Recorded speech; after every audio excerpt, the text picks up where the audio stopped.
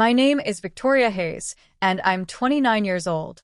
If someone had told me a year ago that I'd be standing in a courthouse at 8 a.m., marrying my younger sister's fiancé on what was supposed to be her wedding day, I would have laughed in their face. Yet here I am, Mrs. Victoria Chin, with a brand new marriage certificate and a secret that's about to explode my family into 1,000 irreparable pieces. 3 hours after saying, "I do," to James Chun, I walked into my apartment to find my sister Caroline standing in my living room, wearing the exact wedding dress I had designed and dreamed about for years, the one she somehow knew every detail of and had ordered for herself.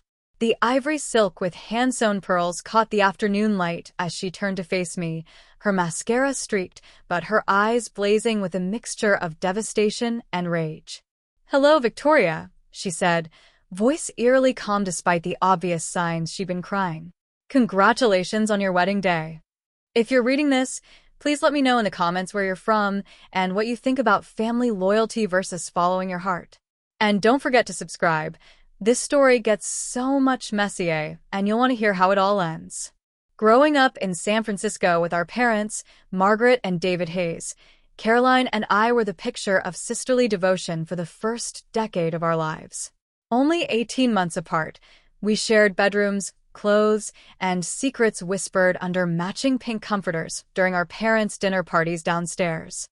I remember teaching Caroline how to braid friendship bracelets, helping her practice her letters before kindergarten, and holding her hand during scary movies when she'd crawl into my bed after nightmares. But somewhere around Caroline's 10th birthday, the dynamic shifted in ways I was too young to understand then, but now recognize as the beginning of our lifelong competition. When Caroline expressed interest in piano lessons, my parents immediately enrolled her with the best teacher in the city. When I mentioned wanting to learn guitar, my father suggested I save my allowance to buy one myself. It would teach me responsibility, he said. When Caroline struggled with math in middle school, they hired a private tutor and celebrated every small improvement. When I breezed through honors algebra, there was a brief "good job" before the conversation moved to Caroline's latest art project. "Caroline is more sensitive," my mother would explain when I asked why they treated us differently. "She needs more encouragement. You're naturally confident, Victoria. You don't need as much support." But I did need support. I just learned early not to ask for it. By high school, the pattern was firmly established. Caroline was the artistic one, the one who needed nurturing and protection. I was the responsible one, the achiever, who would figure things out on her own. When Caroline wanted to attend a prestigious summer art camp that cost $3,000, my parents dipped into their savings without hesitation. When I wanted to attend a competitive business leadership program, I was told to apply for scholarships. The incident that crystallized everything happened during my senior year. I had been dating Marcus Rodriguez, captain of the debate team and bound for Stanford, for 8 months. It was my first serious relationship, and I was completely infatuated.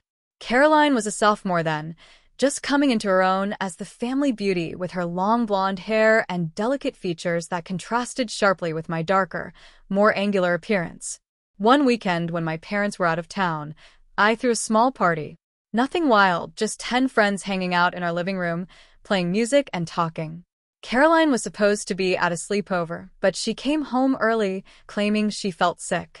She appeared in the doorway, wearing one of my dresses, a black cocktail dress I'd bought with money from my part-time job at a bookstore, and somehow looked better in it than I ever had. Marcus, who had barely glanced up from his conversation all evening, suddenly couldn't take his eyes off her. "Your sister is really growing up," he told me later, thinking it was a compliment. 2 weeks later, I found them kissing behind the gym after school. When I confronted them, Caroline burst into tears. "It just happened, Vic.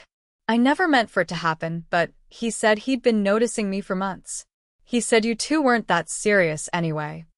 Marcus, to his credit, looked genuinely ashamed. "Victoria, I'm sorry." "I didn't plan this, but Caroline and we have a connection. You deserve someone who's completely devoted to you."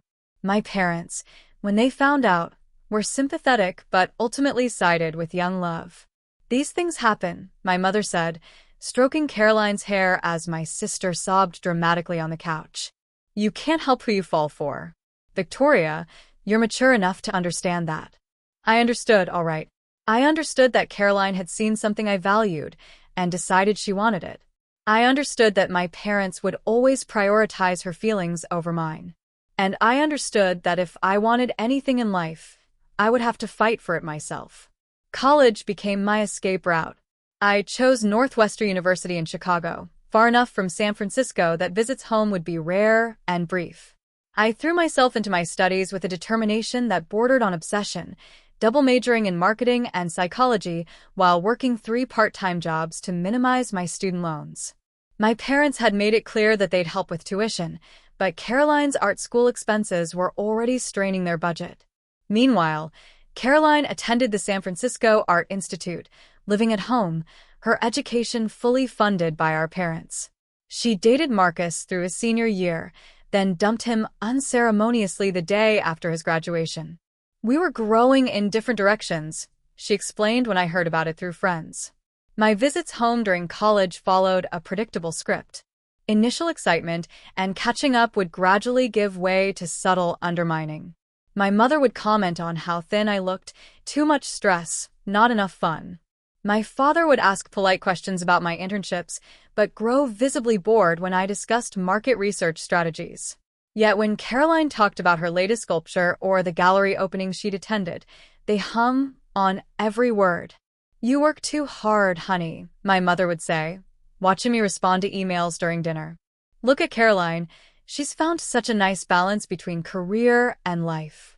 Caroline's balance involved working part-time at a trendy coffee shop while pursuing her art, all expenses covered by the bank of mom and dad. My balance involved 60-hour weeks and ramen noodles, but somehow I was the one with the problem. After graduation, I landed a position at a prestigious Chicago marketing firm. The work was demanding but exhilarating, and for the first time in my life, I was surrounded by people who valued ambition and drive.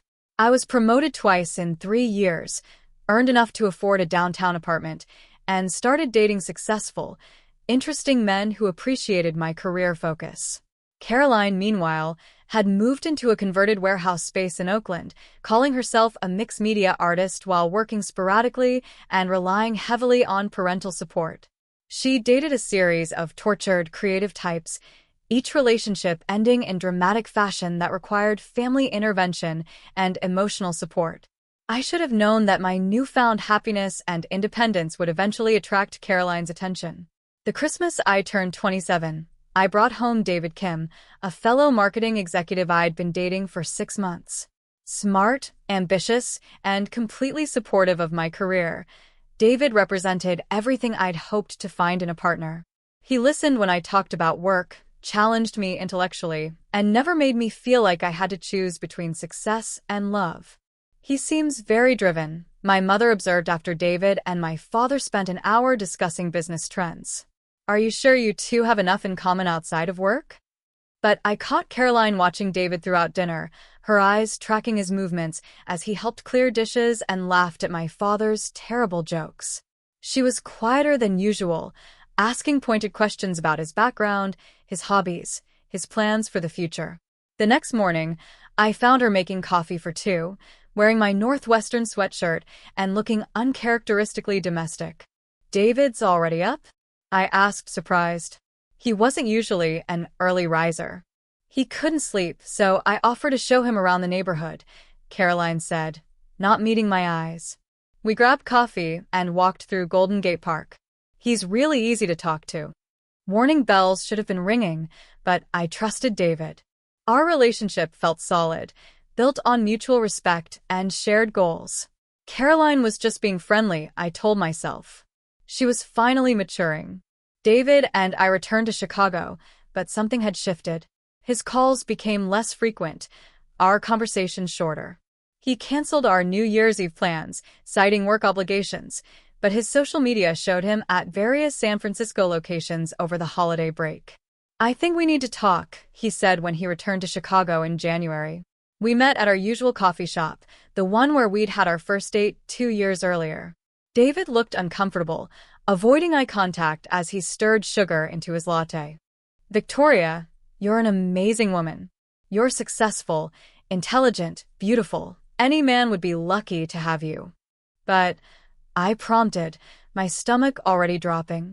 But I've been doing a lot of thinking about what I want in life, about the kind of partnership I'm looking for. He finally met my eyes. I've realized that I want something more collaborative, less competitive. Competitive? We're not competing, David. We're building careers together. That's just it. Sometimes it feels like we're running parallel races instead of running together. You're so independent, so focused on your own success. I admire that, but I'm looking for something different. The conversation lasted another 20 minutes, but the outcome was predetermined. David was choosing a different path, one that apparently didn't include me. He was kind but firm, apologetic but resolved. I spent that night analyzing every aspect of our relationship, searching for signs I'd missed, mistakes I'd made. Had I been too focused on work? Too independent? Too much like the driven woman I'd worked so hard to become? 2 weeks later, Caroline posted a photo on Instagram, coffee for two, caption reading, perfect morning with my favorite person. David's reflection was visible in the cafe window behind her. I called her immediately. Vic. I was just thinking about you, she said, voice bright with false cheer. When did this start? I asked without preamble. When did what start? Don't play dumb, Caroline. You and David. A pause. Oh, that. We've just been talking since Christmas. He reached out when he was having doubts about your relationship. Doubts you helped create. Victoria, that's not fair. I just listened when he needed someone to talk to. He was feeling confused about what he wanted, and I was there for him as a friend. As a friend who happened to be wearing my clothes and making him coffee. Look, I didn't plan for this to happen, but David and I connected on a level that apparently you two never did. He wants a partner who supports his dreams, not someone who's so busy building her own empire that she doesn't have time for him. The words hit exactly where they were meant to. So, this is my fault for being successful? It's your fault for caring more about your career than your relationships. David told me how you check emails during dinner, how you take work calls during your dates. He felt like he was competing with your job for your attention. Maybe she was right. Maybe I had prioritized work over love. But the familiar sting of Caroline taking something precious to me overshadowed any self-reflection. Do Mom and Dad know? I asked. I was going to tell them this weekend. David's coming up for a visit. Of course he was. My parents were thrilled. David was successful, stable, and most importantly, he made Caroline happy. He's so good for her, my mother gushed during our next phone call. She's been glowing ever since they got together. And he adores her creativity. He's even helping her plan a gallery showing. What about me? I asked quietly. What about you, honey? You'll find someone else. You're so independent, so capable. You don't need a man to complete you like Caroline does. There it was again, the assumption that I didn't need the same emotional support, the same consideration because I was strong enough to handle disappointment. The engagement announcement came 8 months later. A beautiful photo of Caroline and David on a beach in Mendocino, her delicate hand displaying a vintage Art Deco ring that caught the sunset light. He proposed at our special place. The caption read, I can't wait to marry my best friend. Our special place. The beach where David and I had spent a weekend early in our relationship, walking for hours and talking about our futures. Caroline had turned even that memory into something that belonged to her. I didn't attend their engagement party. I claimed a work commitment, but really, I couldn't bear to watch my family celebrate Caroline's happiness built on the ruins of mine. Photos flooded social media anyway, Caroline radiant in a flowing dress, David beaming as he accepted congratulations, my parents glowing with pride. The wedding was planned for September, a small ceremony in Napa Valley followed by a reception at a vineyard my parents had been saving for years to afford. Caroline asked me to be her maid of honor, a request that felt like salt in an open wound. I want my sister by my side, she said during a video call, diamond ring catching the light as she gestured. Despite everything, you're still my family. This is a chance for us to heal. I agreed, though I'm still not sure why. Maybe some masochistic part of me needed to witness the spectacle. Maybe I hoped seeing them together would finally convince me that David had made the right choice. Or maybe I was already formulating the plan that would destroy us all. The months leading up to the wedding were a masterclass in torture. Dress fittings where Caroline modeled gown after gown while I held pins and offered opinions. Menu tastings where she and David fed each other samples while I sat across from them, smiling until my face ached. Planning sessions where every detail of their perfect day was dissected and debated. I want everything to be absolutely perfect, Caroline said during one particularly long venue walkthrough. This is the most important day of my life. She'd found her dress at an exclusive boutique in San Francisco, a stunning creation of ivory silk and hand-sewn pearls that she claimed had spoken to her the moment she saw it. But when she showed me photos, my heart nearly stopped. It was identical to a dress I'd bookmarked years earlier, a design I'd saved to a secret Pinterest board titled Someday. A dress I'd dreamed about wearing at my own wedding in some distant future when I found love again. It's beautiful, I managed to say, though the words felt like glass in my throat. Isn't it? The designer said it was one of a kind, but when I described what I wanted, she knew exactly which dress to show me. It's like it was made for me. Made for me, created for my dreams, now destined to grace Caroline's perfect day. 2 weeks before the wedding, I was in San Francisco for the final dress fitting when I ran into James Chun at a coffee shop in the Mission District. James was David's college roommate and best man, a software engineer who'd always been quietly attractive but overshadowed by David's more obvious charisma. "Victoria, I didn't know you were in town," he said, joining me at my table uninvited. "How are you holding up with all the wedding craziness?" "Oh, living the maid of honor dream," I replied with a sarcasm that made him laugh. "It's weird, right? Watching your ex marry your sister." I was surprised by his directness. Most people had been tiptoeing around the obvious awkwardness. "A little weird," I admitted. "David's been stressed about it. He knows it's an impossible situation, but Caroline insisted on having you in the wedding party. She said it would prove that everything was okay between you two." "Is it okay? Between David and me, I mean?" James considered the question seriously. "I think David genuinely cares about Caroline. But he's also mentioned feeling like he made a mistake with you. Like he gave up something real for something easier." My heart stuttered. "He said that?" "Not in so many words. But we've been friends for 15 years. I can tell when he's trying to convince himself he's happy." We talked for another hour, and I found myself genuinely enjoying James's company. He was thoughtful, funny, and refreshingly honest about the weird dynamics swirling around the wedding. When he asked if I wanted to get dinner, I said yes without hesitation. One dinner became 2, then 3. James lived in Seattle but was spending time in San Francisco for wedding preparations, and suddenly I had a reason to extend my stay. We walked through the city, talking about everything except the obvious complications of our situation. He was kind without being weak, ambitious without being ruthless, and most importantly, he saw me clearly. Not as Caroline's sister or David's ex, but as myself. "This is probably a terrible idea," I said one evening as we sat on a bench overlooking the bay. "Probably," he agreed. "But I haven't felt this way about someone in a long time. And life's too short to avoid terrible ideas if they might also be wonderful ones." 3 days before the wedding, James kissed me as we stood outside my hotel. It was soft, tentative, full of promise and possibility. For the first time in months, I felt like myself again.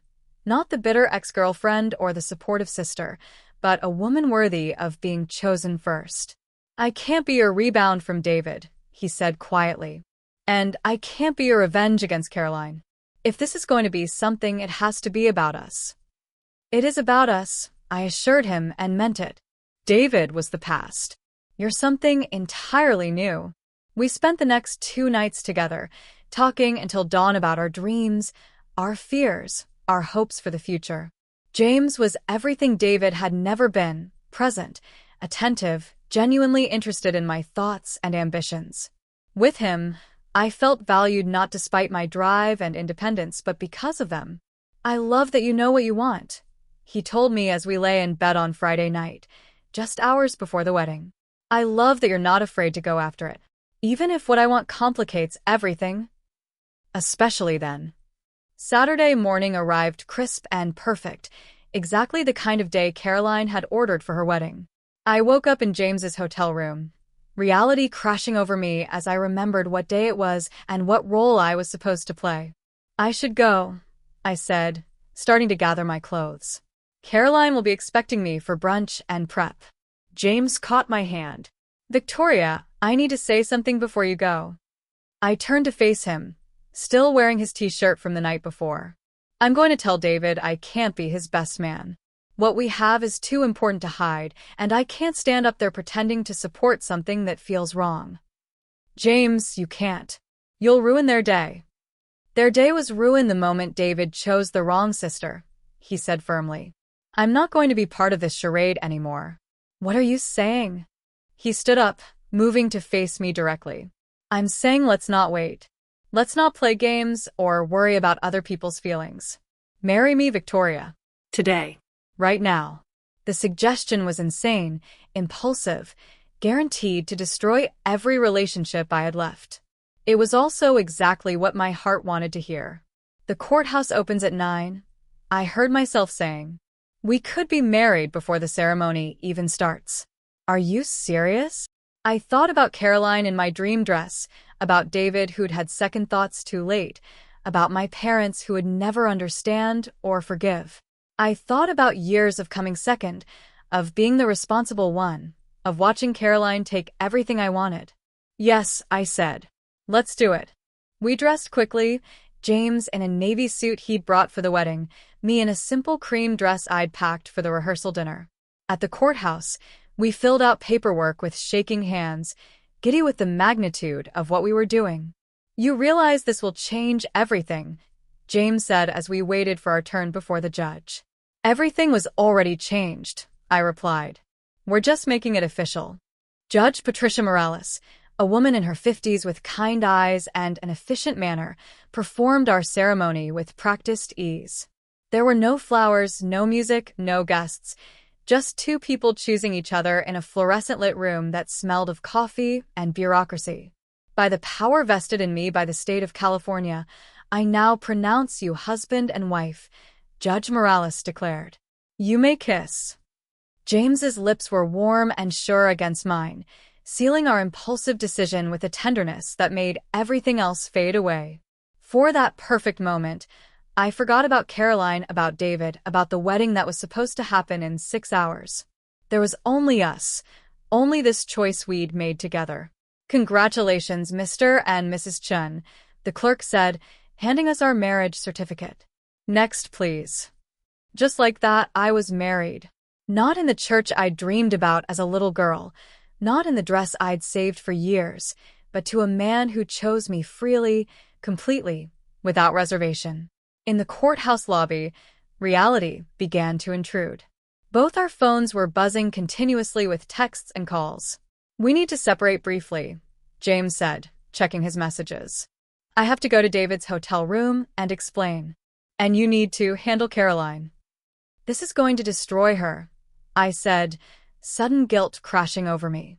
Caroline destroyed you first, he reminded me gently. You're just refusing to stay destroyed. We agreed to meet at the harbor in Sausalito at 3 o'clock, after the fallout had been managed. Whatever happens today, we face it together going forward, James promised, kissing me one more time before we separated. I drove toward Caroline's hotel, my hands trembling on the steering wheel. The marriage certificate sat in my purse like a live grenade, waiting to explode our family into pieces that might never be reassembled. But first, I needed to go home and pack for the honeymoon James and I had spontaneously planned. A quick trip to grab essentials before we disappeared to the coast for a few days, letting the storm rage without us. I turned my key in the lock of my apartment, mentally cataloging what I need for a romantic escape. That's when I saw her. Caroline stood in the center of my living room wearing my dream wedding dress. The ivory silk cascaded around her like liquid moonlight, the hand-sewn pearls catching the afternoon sun streaming through my windows. Her hair was half-pinned, makeup streaked with tears, eyes wild with devastation and fury. "Hello, Victoria," she said, voice eerily calm despite her obvious distress. Congratulations on your wedding day. The marriage certificate burned in my purse like physical proof of my betrayal. In that frozen moment, seeing my sister in my dream dress on the day I'd stolen her fiancé's best man and married him instead, I realized we had crossed a line from which there would be no return. The silence stretched between us, heavy with years of competition and resentment finally brought into the light. Caroline's hands shook as she smoothed the silk skirt, the gesture achingly familiar from our childhood when she'd nervously fidget during our parents' lectures. How did you know? I finally managed, setting my keys down with deliberate care. James called David 20 minutes ago, she replied, twisting her engagement ring, David's ring, around her finger. Said he couldn't be best man to a wedding that was built on a lie. Said he'd married the woman he truly loved, and they were leaving town. My stomach dropped. Caroline, David came to find me, she continued, her voice taking on a brittle quality. Still in his tux, completely devastated.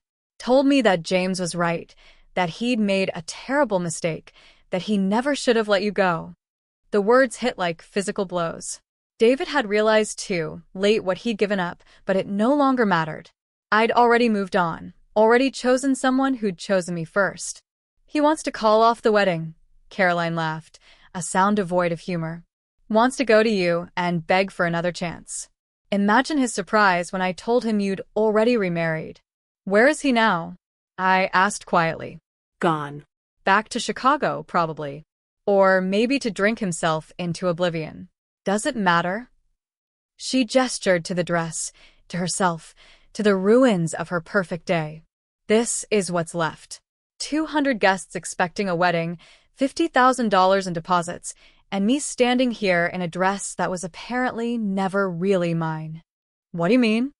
Caroline reached into a bag I hadn't noticed before and pulled out a manila folder. I found these in David's apartment when I went to get my things. Printed emails from last year, when you two were dating. She handed me the folder with shaking hands. Inside were screenshots of conversations between David and a wedding planner, discussing venues and themes and, yes, dresses. My dream dress, described in detail, saved in David's email from when he'd been planning to propose to me. He was going to propose? I whispered, scanning the messages. That hiking trip you canceled for work? He had the ring in his backpack. The restaurant reservations, the photographer booked to randomly appear, it was all planned. Caroline's voice cracked. When you chose work over that weekend, he took it as a sign that you'd never prioritize him. So he called it all off. The full picture crystallized with devastating clarity. David hadn't just moved on from me. He'd moved on with my plans, my dreams, my carefully curated vision of the perfect wedding. Caroline hadn't chosen the dress. She'd inherited it, along with everything else David had planned for me. You knew, I accused. You knew all of this when you posted about the dress, when you planned the wedding. You knew it was all meant for me. I hoped you'd never find out, she admitted. I told myself that if David had really wanted to marry you, he would have. I could, by wearing my dress and using my wedding plans, by being the woman he thought he wanted. Caroline exploded, tears streaming down her face. By being available and supportive and everything you apparently weren't. By not making him compete with your career for attention. And now, she sank onto my couch, the voluminous skirt pooling around her like spilled cream. Now he realizes he was wrong about what he wanted. That your independence and drive weren't flaws to overcome, but strengths to admire. That he confused easy with right, available with perfect. The apartment door burst open before I could respond. My parents stood in the doorway, still dressed in their wedding attire, faces ashen with shock and fury. What in God's name is happening here? My father demanded, taking in Caroline in the ruined dress and me standing across the room like we were opposing armies. Ask your eldest daughter, Caroline spat. Ask her about her morning courthouse ceremony. My mother's face went white. Victoria, tell me you didn't. I straightened, summoning what dignity I could. James and I got married this morning. James Chin? David's best man? My father's voice was dangerously quiet. Yes. The explosion was immediate and volcanic. My mother sank into a chair, hand pressed to her chest as if she was having difficulty breathing. My father began pacing, running his hands through his hair in a gesture I'd inherited. "Do you have any idea what you've done?" he shouted. "The guests, the vendors, the deposits." "The embarrassment," my mother added quietly. "How will we ever show our faces in this city again?" "What about Caroline?" my father continued. "Your sister is heartbroken, humiliated, and you're worried about your own happiness? The same way Caroline worried about mine when she stole David?" I shot back. "That was completely different," my mother protested. "Caroline and David fell in love naturally. What you've done is deliberate sabotage." "Deliberate?" I laughed bitterly. "I fell in love with James. I married him because he asked me to, because he chose me first, not as a consolation prize." "You married him to hurt your sister," my father accused. "I married him because I wanted to stop being hurt by this family." The words hung in the air like smoke from an explosion. My parents stared at me, as if I'd slapped them both. "What is that supposed to mean?" my mother asked. "It means I'm tired of being the strong one, the independent one, the one who doesn't need support or consideration because she can handle disappointment." My voice was steady despite the tears threatening. "It means I'm tired of watching Caroline get everything handed to her while I'm told to be grateful for scraps." "That's not fair," Caroline protested. "Isn't it? David's proposal plans, this dress, even the wedding venue, it was all meant for me. You just stepped into my life and claimed it as your own, with Mom and Dad's blessing." "We never meant," my mother began. "You never meant to play favorites? To make me feel like my needs mattered less because I was capable of meeting them myself? To celebrate Caroline's choices while questioning mine?" My father stepped forward, his face red with anger. "You selfish, spiteful girl. Your sister is in pieces, and you're making this about ancient grievances." "Ancient?" I pulled out my phone and showed them Caroline's social media from the past year. "Look at this. Every post about the wedding, every photo of the dress, every detail, it's all designed to show me exactly what I'd lost. This wasn't love, it was a victory lap." Caroline flinched but didn't deny it. "And what you've done today isn't revenge?" my mother asked. "What I've done today is choose myself for once.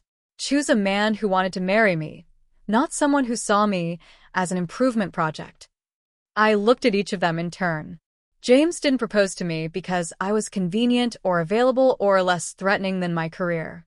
He proposed because he loves me exactly as I am. "Where is he now?" Caroline asked quietly. "Probably dealing with David's breakdown," I replied. "We're meeting later to figure out our next steps." "Your next steps should be an annulment," my father said firmly. "This madness ends now." No. The word came out stronger than I felt. I'm 29 years old. I'm successful, independent, and for the first time in my life, I'm married to someone who chose me first. I'm not undoing that to preserve Caroline's ego or your social standing. "Get out," my mother said quietly. What? "Get out of our lives," she repeated, voice growing stronger. "If you can't put family above your own selfish desires, then you're not our daughter." The words hit harder than I'd expected. "Mom, you've made your choice," my father added. "Live with it." Caroline stood up suddenly, grabbing the delicate beading of the dress and ripping downward. The sound of tearing silk filled the apartment as hundreds of pearls scattered across my hardwood floor. "Caroline, stop." I lunged forward, but she was already destroying the bodice, pulling at the sleeves until the carefully constructed seams gave way. "If I can't have the wedding, you don't get the dress," she sobbed, continuing to tear at the fabric. "You don't get to have everything." We struggled briefly, me trying to save the dress she was determined to destroy. The irony wasn't lost on me. Fighting over a dress that had never really belonged to either of us, created from dreams David had planned to fulfill for me, but gifted to Caroline instead. "Stop," I shouted, finally grabbing her wrists. "This is insane." "What's insane is that you won," she whispered, the fight going out of her suddenly. "You always win, Victoria. Even when you lose, you find a way to come out ahead." "I didn't win anything. I just stopped letting you take things from me." She pulled away, the ruined dress hanging off her shoulders in tatters. I need to get out of here before I do something we'll all regret more than we already do. My parents helped Caroline change in my bathroom, emerging 10 minutes later with the destroyed dress bundled in a trash bag. Caroline wore one of my casual outfits, the simple jeans and sweater, a stark contrast to the bridal fantasy we'd all been living. "This isn't over," my father said at the door. "There will be consequences for what you've done today." "There already are," I replied, looking at the scattered pearls, the angry faces, the complete destruction of any relationship with my family. "But they're consequences I can live with." After they left, I sank onto my couch and called James. "How did it go?" he asked gently. "About as badly as possible.